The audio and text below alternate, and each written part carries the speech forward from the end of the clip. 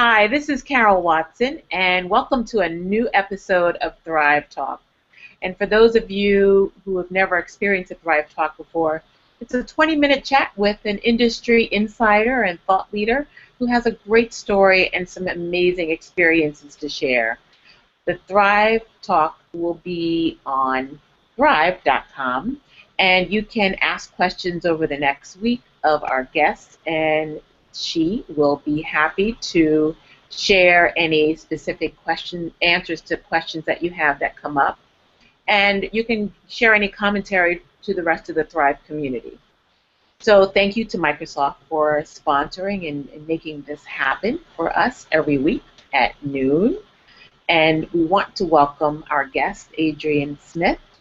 And Adrianne has had an amazing career. I've known her and known of her throughout the advertising and media world, but she has taken on an amazing new adventure, as you all have seen on the Thrive post, with a new TV show.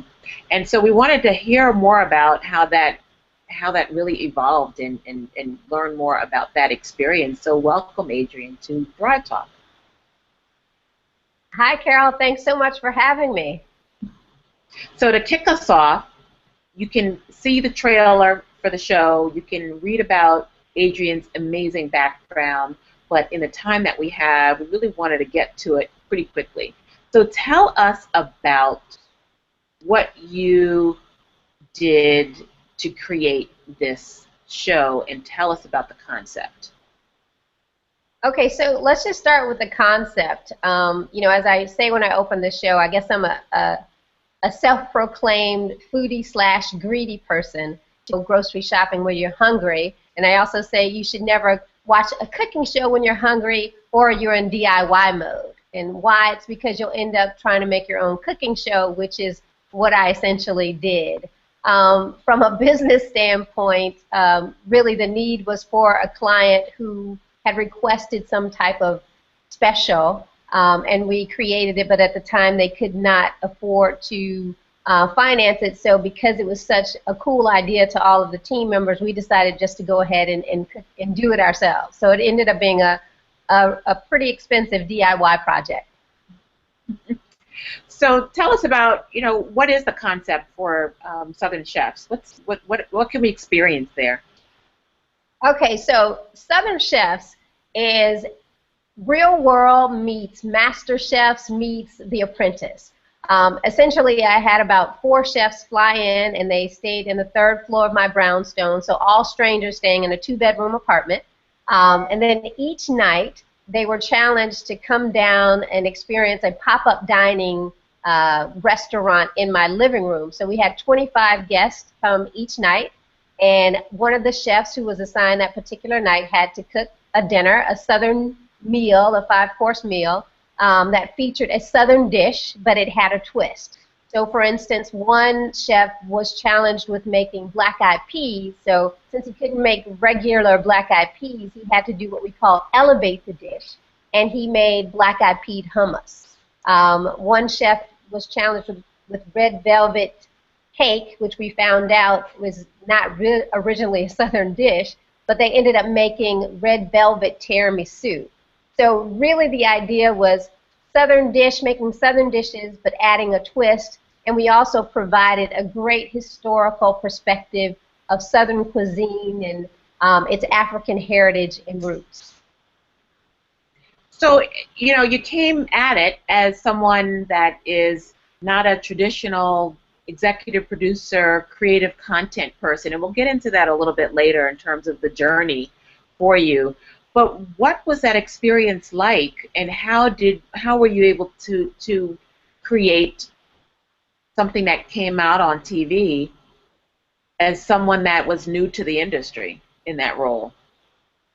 So, it was really an amazing experience, and I'd say really the highlight of this entire thing was being able to come up with a concept that was in my mind and then actually bring it into fruition. So it's to see it end up on national television or that was independently syndicated.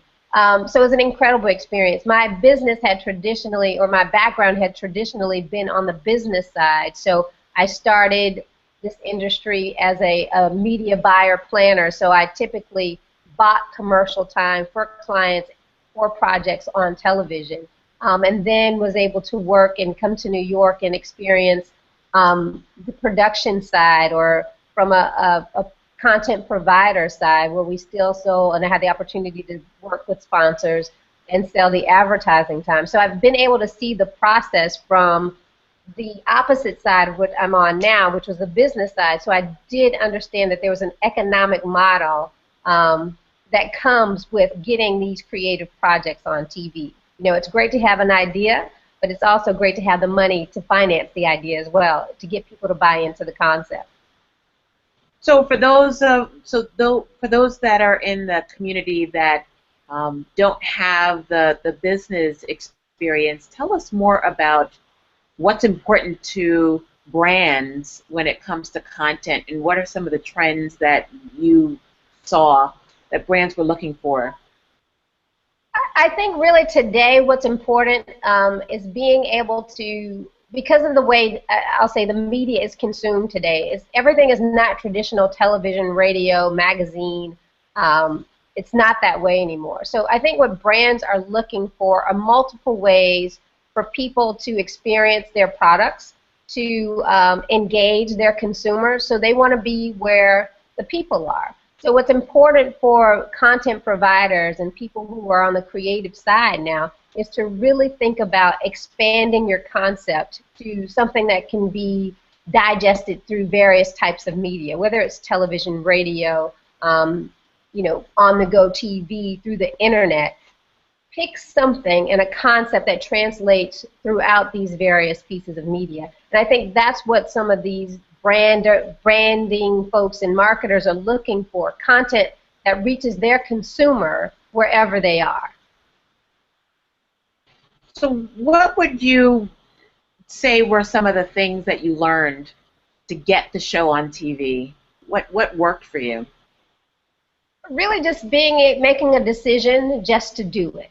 When I came up with the concept and I thought, you know, if no one else invested in this project, was I willing to invest in myself?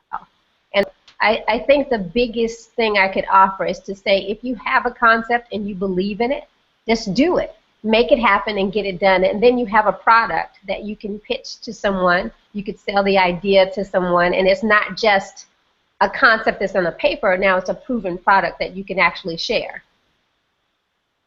So, you know, I'm sure you can't do something like what you did by yourself. Tell us about some of the collaborations. How did they come about, and what was most important in the process?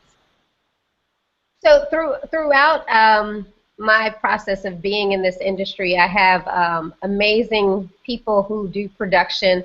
One of my partners, Edward Harris, we've done documentary projects together. He just completed a project called Lessons of Hayti, which aired last year in syndication. We're also working on another project called One Dream to Ride with one of our creative collaborators, Shay, who was able to help us come up with some of these concepts.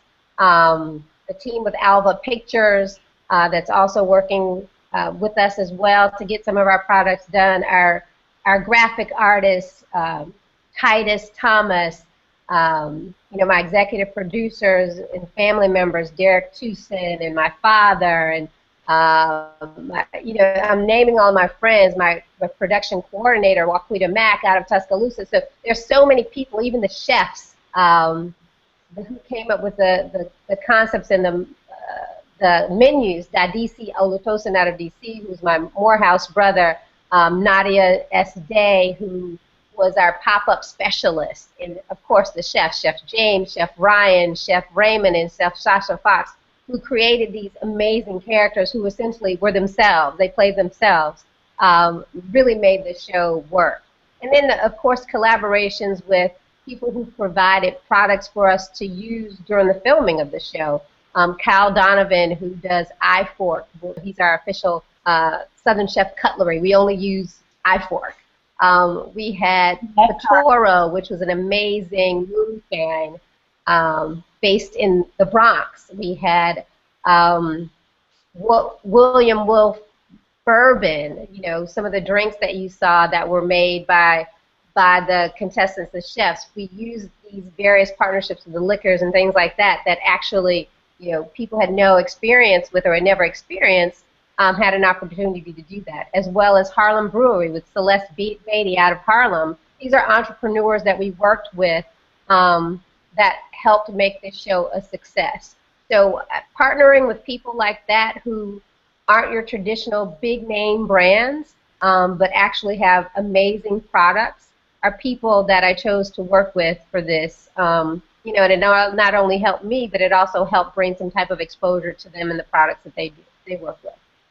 That's awesome. And for anybody that Adrianne was put on the spot and did not remember, I'm sure she thanks you. Yes, please forgive me.